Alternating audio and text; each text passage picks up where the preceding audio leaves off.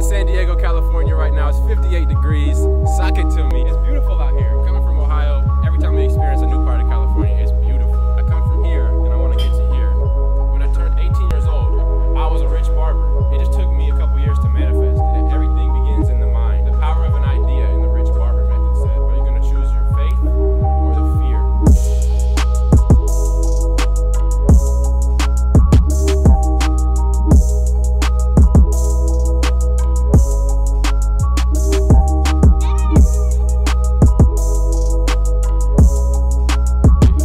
Fade with the tapered beard.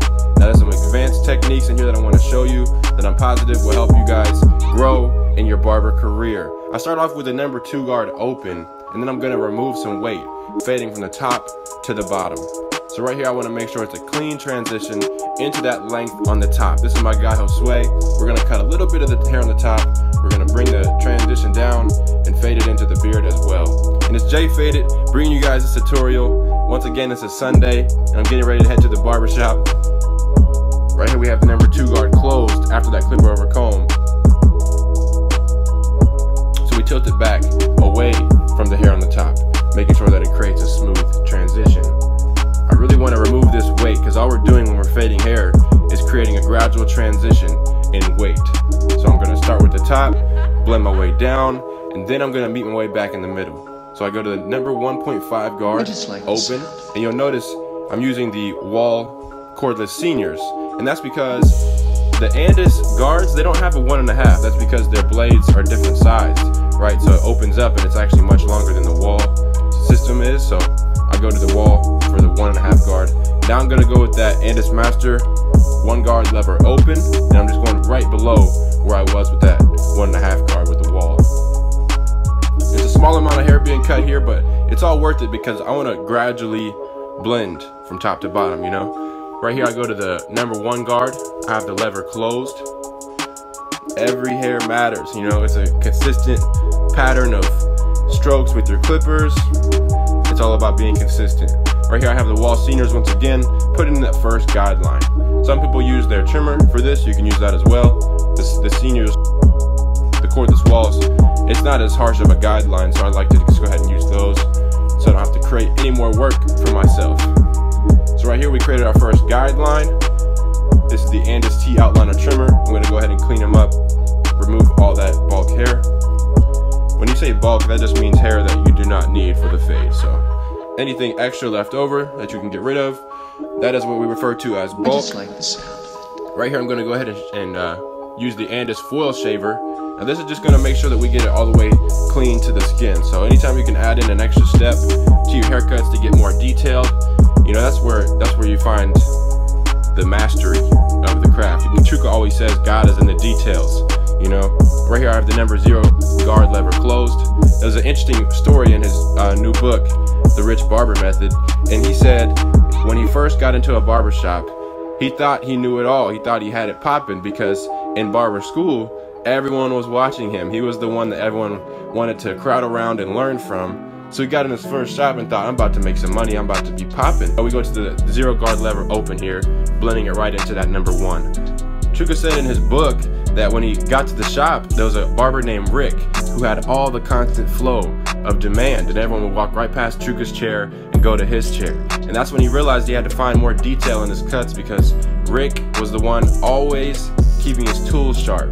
You know, he was the one always investing in his tools, and he was the most detailed. And at the time, Chuka thought details didn't matter, but that proved to him that it did. And so there, once again, he had to elevate and search for more mastery, you know, and it's really an ongoing process. Right here we go to the Andis Master lever open. So you can see I just gradually blended it. Now we're gonna meet it in the middle. And this Andis Master, this is like the foundation of your haircuts. So if you can start it out clean with a nice clean transition on the bottom, the whole cut will flow smoothly. The guards are not near as important as the fading when you do not have a guard on your clipper. Now we go to the halfway.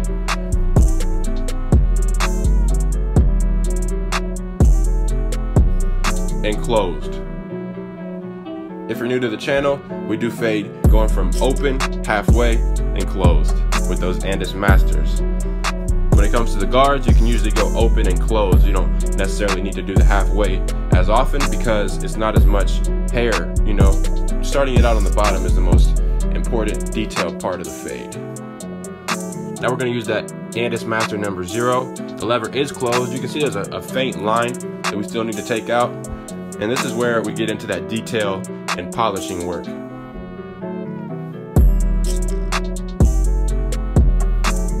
Now we're going to use those Andis T outliner trimmers.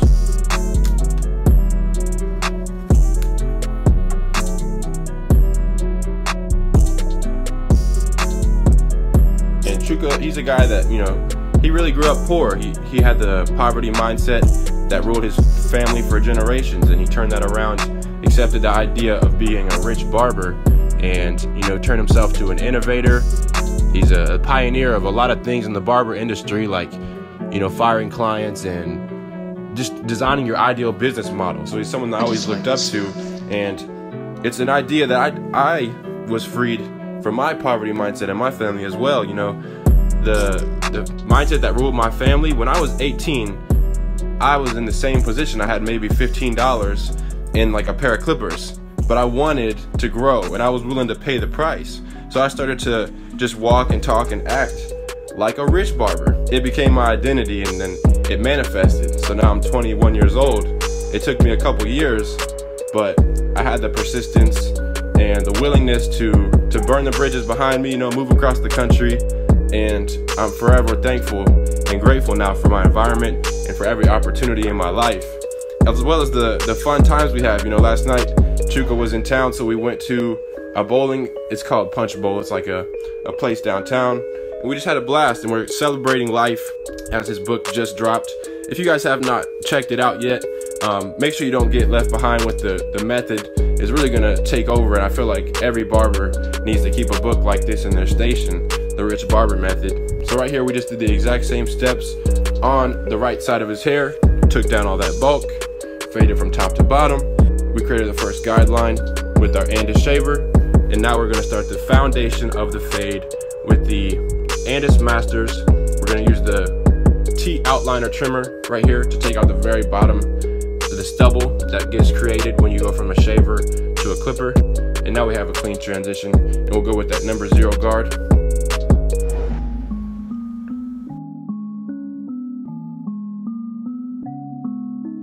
I just like the sound of it. Notice the lever's open right here. When I start out, I always do that with the lever open.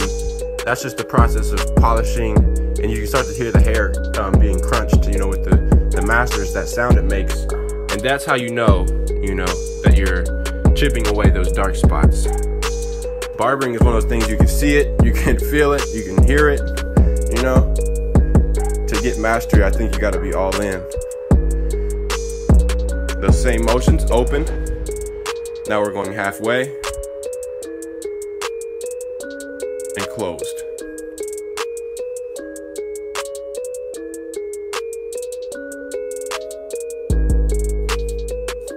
I remember becoming a barber was one of the toughest processes to go through. For me, I wanted to be a barber college student, but the school was too expensive. I didn't have financial aid, and I just wanted to get into the industry and do it right and be in the right shop. Going through this, I remember thinking like, how am I going to figure this out?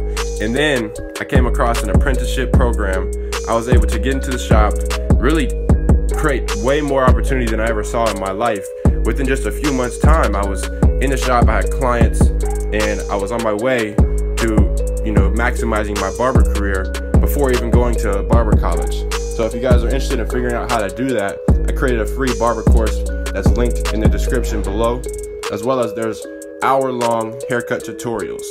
So along with the Rich Barber Method book, which is of course like a mandatory must-have, I'd love to give you guys some more free value.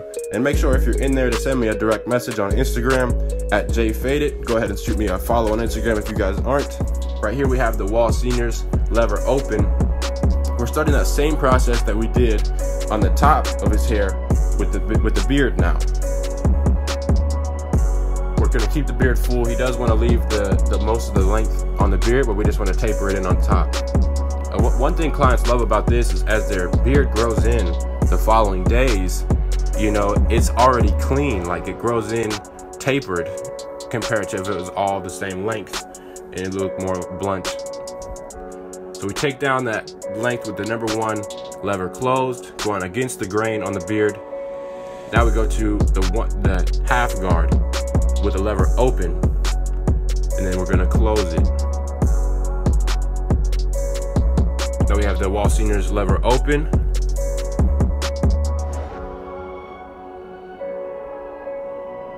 And then we close them.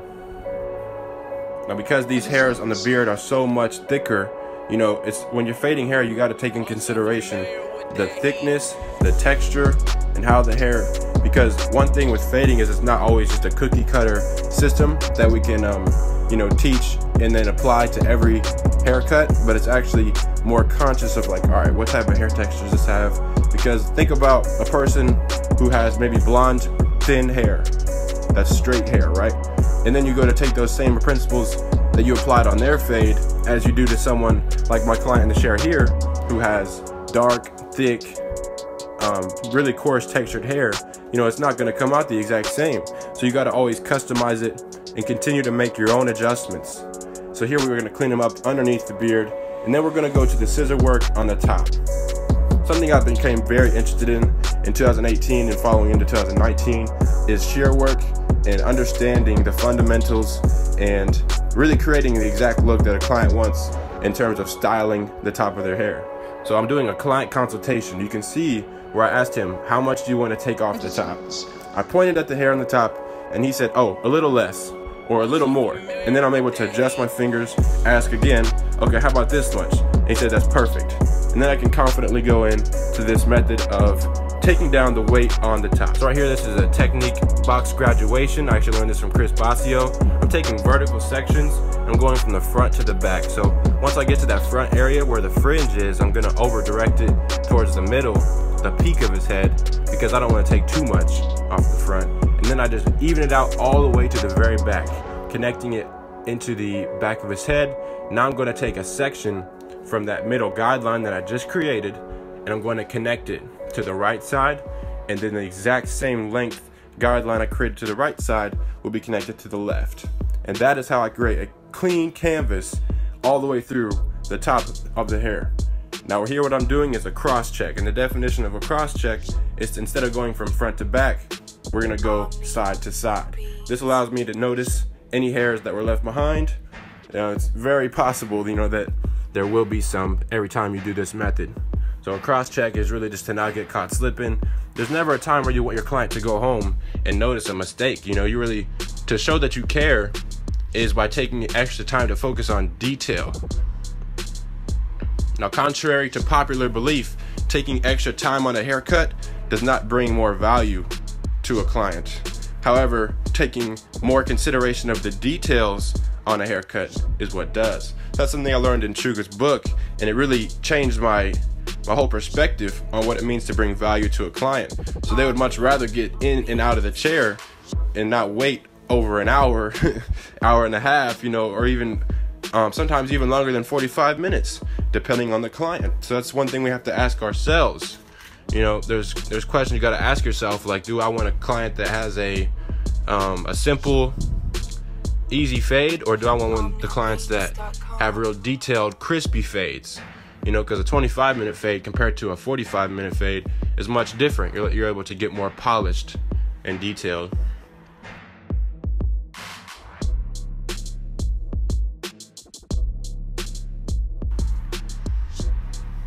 Now I'm adding, before I go ahead and use this straight razor, I do like to use some shave gel, and I'll ask my client to pull his lip down so that I can get more detailed.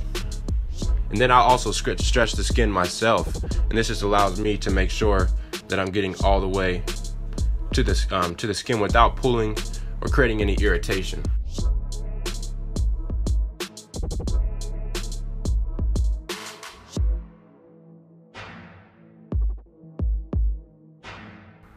Added some more extra details into the beard work here. There's 4 sections and 4 stages of mastery.